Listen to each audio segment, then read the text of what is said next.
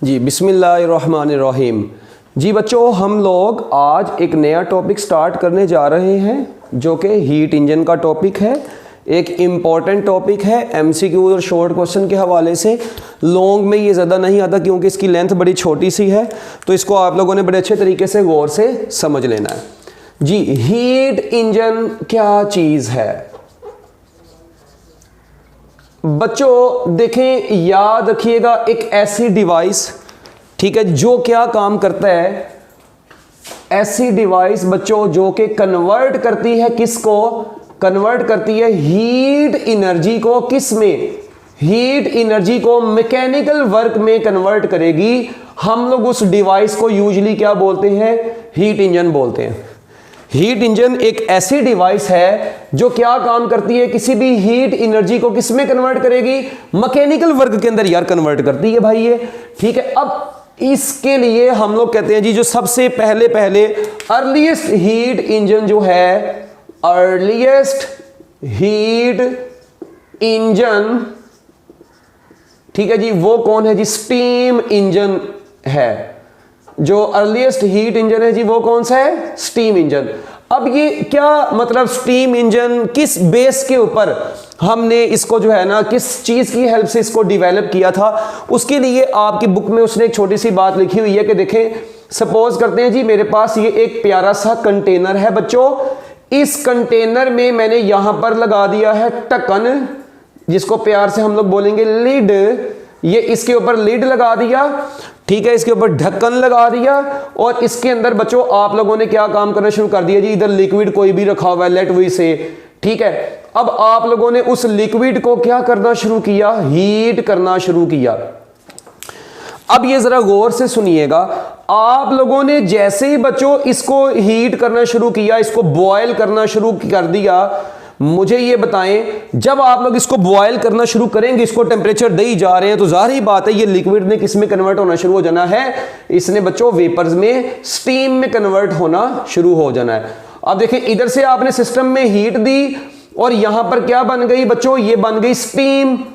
अब ये स्टीम क्या काम करती है आपको पता है बच्चों? ये स्टीम ने इस लिड को पुश ऑफ करना है ऊपर की तरफ। इसका मतलब यह हुआ कि ये हीट बेसिकली इसको ऊपर, यानी ये हीट मिली वाटर को, वहां से वो स्टीम में कन्वर्ट हुआ। वो स्टीम क्या काम करती है? Tries to push off the lid. बच्चों ये लिड को ऊपर की तरफ पुश करती है। It means it has ability to do work. यहां से क्या निकला? Ability to do work. इसका मतलब है कि इसके पास वर्क करने की एबिलिटी मौजूद है।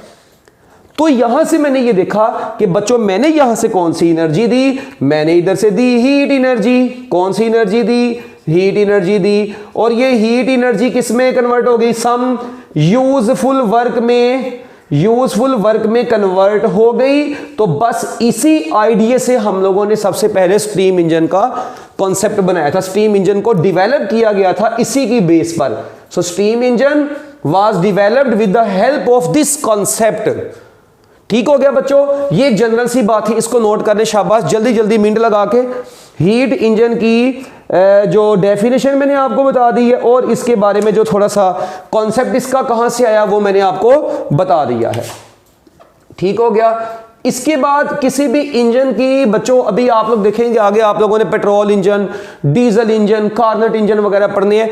किसी भी इंजन की जो बच्चों हीट इंजन की कंस्ट्रक्शन होती है बच्चों, इसकी कंस्ट्रक्शन में याद रखिएगा हम लोग तीन चीजें डिस्कस करते हैं।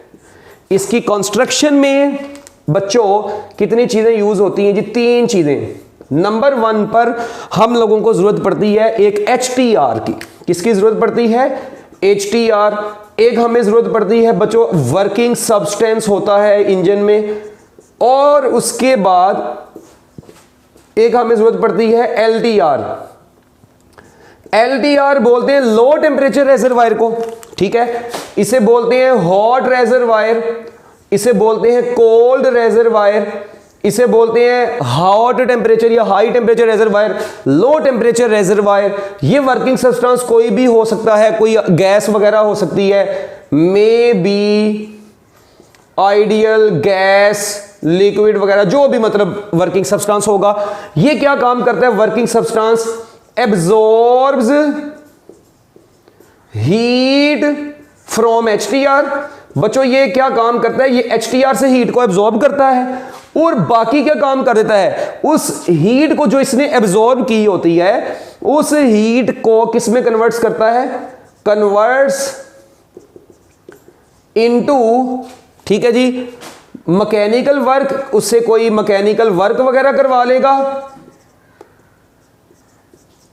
And rest rejected to the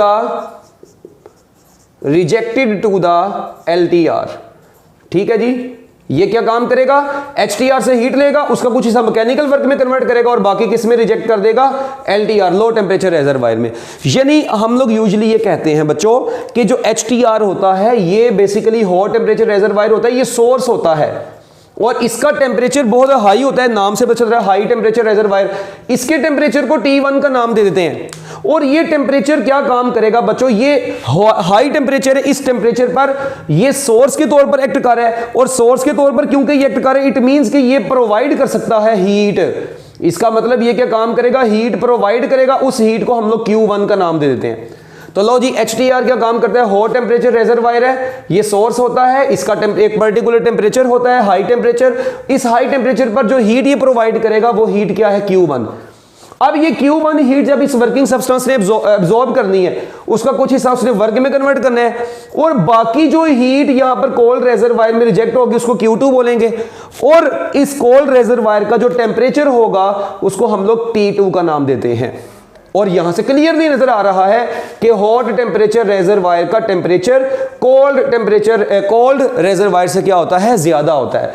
अगर आप लोग इसको थोड़ा सा डायग्रामेटिकली देखना चाहे इसी हीट इंजन को, तो देखें जी, ये आप लोगों के पास लेट वी से बच्चों एक वर्किंग सब्सटेंस है। अब ये वर्किंग सब्सटेंस क्या काम करता है? ये किसी भी HTR से, लेट वी से यहां पर HTR लगा हुआ है, ये किसी भी HTR से हीट को एब्जॉर्ब करता है और उसको किस में सेंड कर देता है? बाकी हीट को LTR में और उसका कुछ हिस्सा मैकेनिकल वर्क में कन्वर्ट कर देता है। अब HTR का टेम्परेचर है T1, LTR का टेम्परेचर है T2 और ये है जी W, वर्क डन। इसका मतलब ये क्या है? बेसिकली इनपुट है। इसने ये इनपुट वर्किंग सब्सटेंस ने ये टेम्परेचर T1 से Q1 हीट को इनपुट लिया और उसको बच्चों मैकेनिकल वर्क में कन्वर्ट कर दिया। ये आपकी आउटपुट है और जो हीट रिजेक्टेड हो गई है, ये जाया हो गई है, ये रिजेक्ट हो गई है सिंक में, तो ये रिजेक्टेड हीट है, ये आउटपुट में नहीं आएगी। ये याद रखना मेरी बात, इसको आउटपुट नहीं बोलेंगे आप लोग, ठीक है? आउटपुट आपकी जो है वो है जो आप लोगों ने यूज करनी है। ये थोड़ी है, ये तो रिजेक्ट हो गई है, तो ये रिजेक्टेड हीट है। ये कौन सी है? एब्जॉर्ब्ड हीट होती है। तो इसका मतलब ये हुआ कि यहां पर भी इस वर्किंग सब्सटेंस ने HTR से हीट को एब्जॉर्ब किया, उसको कुछ हिस्से में मैकेनिकल वर्क में कन्वर्ट किया और रेस्ट जो है उसने LTR में सेंड कर दी। यानी कि अब एक बात जरा आप लोग गौर से सुनिएगा, टेक्निकली सुनना। आप लोग मुझे ये बताएं, इस वर्किंग सब्सटेंस ने जो हीट एब्जॉर्ब जब नहीं की थी तब इसकी सपोज करें इंटरनल एनर्जी U थी। यार मुझे ये बताओ, जब इसने एब्जॉर्ब कर ली, उसको कुछ वर्क में कन्वर्ट कर दिया, बाकी रिजेक्ट कर दी, इसकी अपनी इंटरनल एनर्जी क्या रही? पूरे प्रोसेस के दौरान, ओवरऑल प्रोसेस के दौरान इसकी इंटरनल एनर्जी कांस्टेंट रही and change in internal energy is zero.